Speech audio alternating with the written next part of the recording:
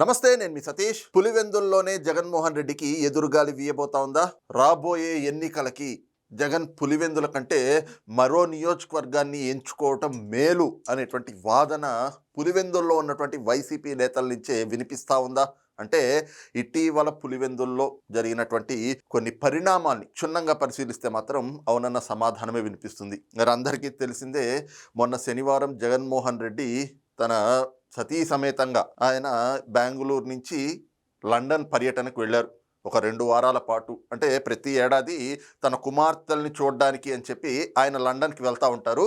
అదే తరహాలో మొన్న శనివారం అర్ధరాత్రి బెంగళూరు నుంచి బయలుదేరి ఆయన లండన్కి వెళ్ళారు. మళ్ళీ వచ్చే నెల 10వ తారీఖున, అంటే ఈ 2 వారాలు మొత్తం ఆ పర్యటన ముగించుకుని తన కుమార్తెల దగ్గర వచ్చే నెల 10వ తారీఖున తిరిగి మళ్ళీ బెంగళూరు యలహంక ప్యాలెస్కే వస్తారు. అయితే ఆయన ఈ పర్యటన కోసం కోర్టు అనుమతి తీసుకోవాల్సి వచ్చింది. కోర్టు కూడా కొన్ని షరతులతో కూడినటువంటి అనుమతులను ఇచ్చింది. ప్రధానంగా ఆయనకు సంబంధించినటువంటి ఈమెయిల్ అడ్రస్సు, ఫోన్ నెంబరు, వీటితో పాటుగా పూచీకత్తు కూడా ఇచ్చి వెళ్ళండి అని చెప్పేసి, అంటే గతంలో మరి జరిగినటువంటి అనుభవాలు వాటి దృష్ట్యా కోర్టు ఈసారి పూచీకత్తు కూడా పెట్టి వెళ్ళమని చెప్పేసి ఆయన కొన్ని షరతులతో కూడినటువంటి అనుమతులు అయితే ఇచ్చింది. మరి ఈ క్రమంలో జగన్మోహన్ రెడ్డి బెంగళూరు నుంచి బయలుదేరి లండన్ వెళ్ళిపోయారు. అయితే ఈ లండన్ పర్యటనకి ముందు ఆయన 3 రోజుల పాటు పులివెందుల పర్యటన చేశారు. మొత్తం తన నియోజకవర్గం కాబట్టి ఒక 2 వారాలు ఆయన ఇక్కడ ఉండట్లేదు కాబట్టి ఒక 3 రోజుల పాటు పులివెందుల్లోనే ఉండి అక్కడ ప్రజలకు అందుబాటులో ఉన్నట్లుగా చూపించుకోవచ్చు, పొలిటికల్ మైలేజ్ మళ్ళీ గెయిన్ చేయొచ్చు అనేటువంటి ఆలోచనతో ఆయన నియోజకవర్గానికి వెళ్ళారు.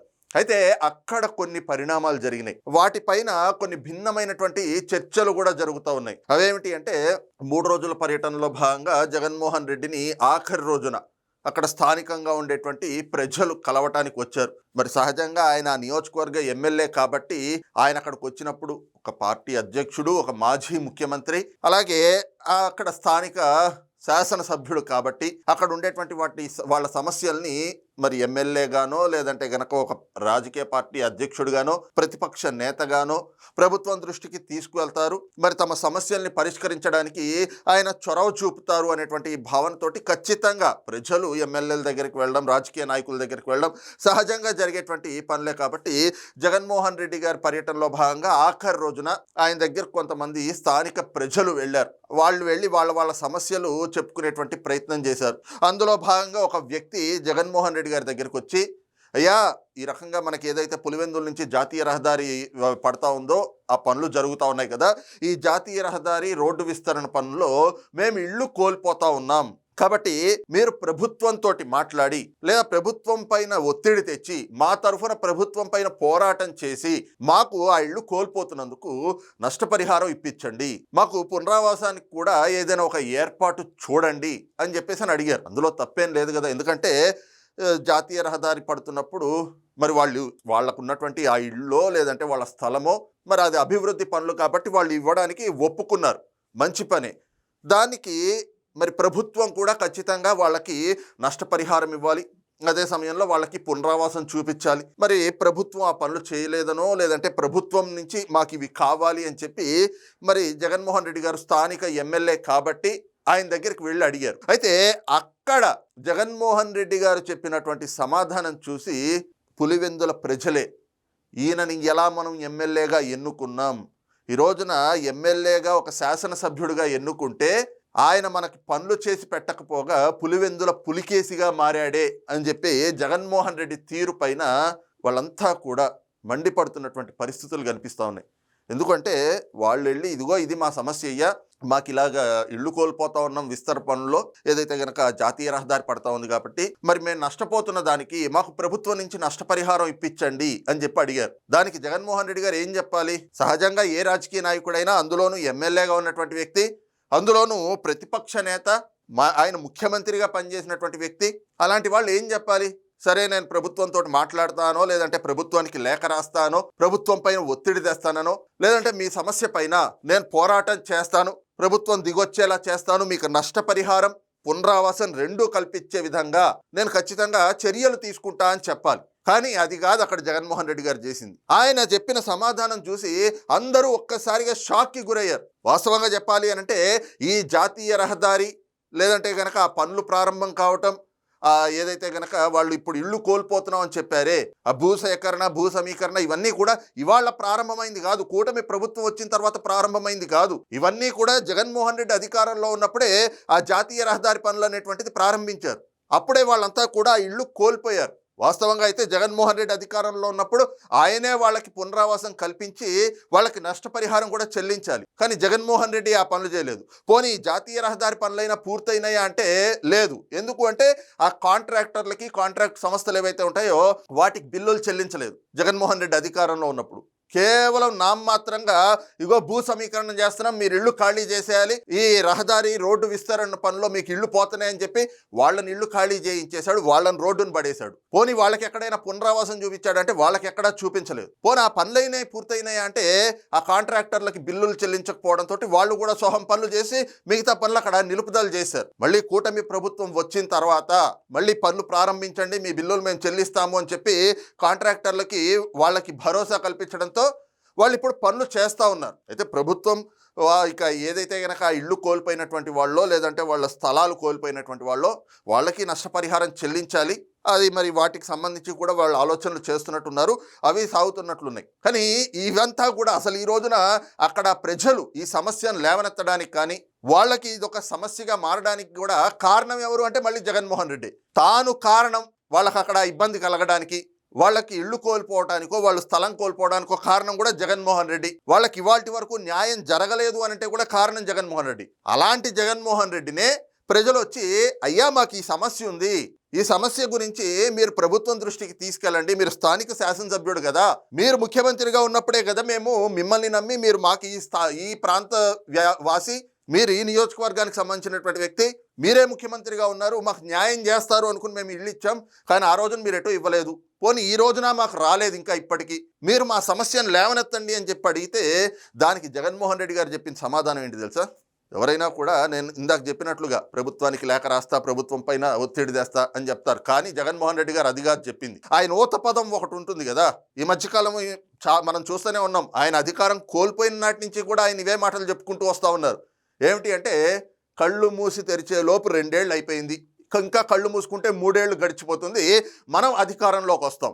మొన్న పులివెందుల్లో కూడా సమస్యలు చెప్పుకోవడానికి వచ్చినటువంటి ప్రజలకి ఇదిగో మీ తరఫున నేను పోరాటం చేస్తా, ప్రభుత్వం మీద ఒత్తిడి చేస్తా అని ఆ మాటలుగా చెప్పింది ఆయన. ఏం బాధపడకండి, కళ్ళు మూసుకుంటే ఇంకో 3 ఏళ్ళు గడిచిపోతుంది, ఈ 3 ఏళ్ళు గడిచిపోయిన తర్వాత నేను మళ్ళీ అధికారంలోకి వస్తా, నేను అధికారంలోకి వచ్చిన తర్వాత మీ సమస్యల గురించి ఆలోచన చేస్తా అని చెప్పారంట. ఆయన ఈ మాట చెప్పంగానే అక్కడ ఉన్నటువంటి వాళ్ళందరూ కూడా ఒక్కసారిగా షాక్కి గురై ఈయన అసలు నిజంగా ముఖ్యమంత్రిగా పనిచేసినటువంటి వ్యక్తేనా, అసలు ఈయన్ని మనం ఎలాగ ఎమ్మెల్యేగా ఎన్నుకున్నాం, ఇక్కడ ఇలాంటి వాళ్ళు రాజకీయాలకు అవసరమా, 3 ఏళ్ల తర్వాత మళ్ళీ నేను అధికారంలోకి వస్తే అప్పుడు మీ సమస్యను పరిష్కరిస్తాను, మీ సమస్యను గురించి ఆలోచన చేస్తా అని చెప్తున్నారు. ఈ 3 ఏళ్ల పాటు మేము యాతన పడాలా అంటే, మేము ఇలాగే చచ్చిపోవాలా, మేము ఇబ్బందులు పడతానే ఉండాలా, ఈ 3 ఏళ్ల పాటు ఈ ఇబ్బందిని ఇలాగే భరిస్తూ ఉండాలా అని చెప్పేసి వాళ్ళు జగన్మోహన్ రెడ్డిని ఎదురు తిరిగి ప్రశ్నించినటువంటి పరిస్థితి మనం గతంలో కూడా చూసాం. సొంత పులివెందుల నియోజకవర్గంలో జగన్మోహన్ రెడ్డికి ఇలాంటి ఒక పరాభవమో, ఇలాంటి ఒక అవమానం ఇది మొదటిసారి కాదు.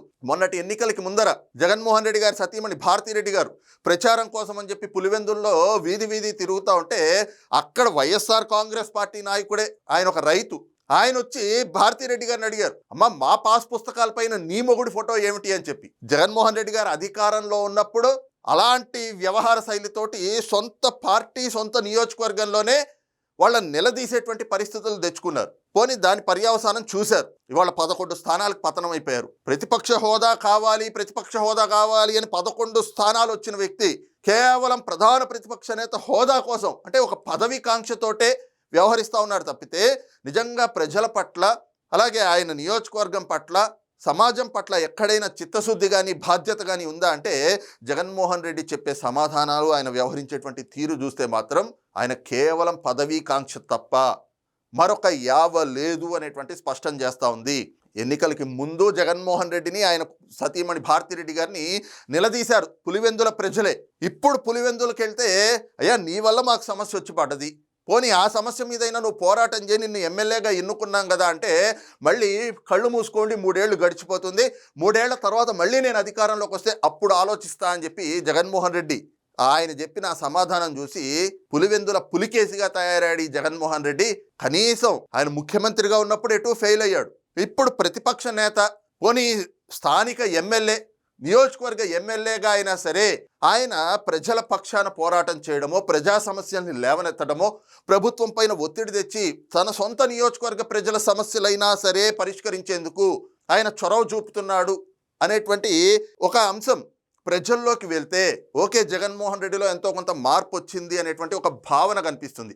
కానీ అవేమీ లేకుండా మళ్ళీ కళ్ళు మూసుకోండి, 3 ఏళ్ల తర్వాత నేను అధికారంలోకి వస్తా, అప్పుడు మీ సమస్యల గురించి ఆలోచన చేస్తానంటే నిజంగా జగన్మోహన్ రెడ్డి ఇలాంటి పరిస్థితుల్లో మళ్ళీ రేపు 2029లో అధికారంలోకి రావడం కాదు, ఆయన పులివెందుల నియోజకవర్గంలోనే గనక పోటీ చేస్తే ఇక్కడ ప్రజలు మరి ఆయన తీరును చూసి ఇప్పటికే అసహ్యించుకుంటున్నటువంటి పరిస్థితులు. కాబట్టి జగన్మోహన్ రెడ్డి ఇక్కడ ఓడిపోయినా కూడా ఆశ్చర్యం లేదు. కాబట్టి జగన్మోహన్ రెడ్డి పులివెందుల కంటే కూడా మరో నియోజకవర్గం ఏదైనా ఎంచుకుంటే అది బెటర్ అని చెప్పి వైఎస్ఆర్ కాంగ్రెస్ పార్టీ నాయకులు, ఏది పులివెందుల్లో ఉండేటువంటి ద్వితీయ తృతీయ శ్రేణి నాయకులు మరి మొన్నటి జగన్మోహన్ రెడ్డి పులివెందుల పర్యటన తర్వాత ఇదే అంశాన్ని విస్తృతంగా చర్చించుకుంటా ఉన్నారు. మరి ఒక వైపున నియోజకవర్గ ప్రజల నుంచి జగన్మోహన్ రెడ్డి చీత్కారాలు ఎదుర్కొంటూ, ఇంకోవైపున సొంత పార్టీ నాయకుల నుంచి కూడా ఈ అసంతృప్తి స్వరంతో మరి రేపు రాబోయేటువంటి ఎన్నికల్లో ఆయన చెప్పుకుంటున్నట్లుగా అధికారంలోకి వస్తారా, లేదు అంటే 151 నుంచి 11కు పడిపోయారు,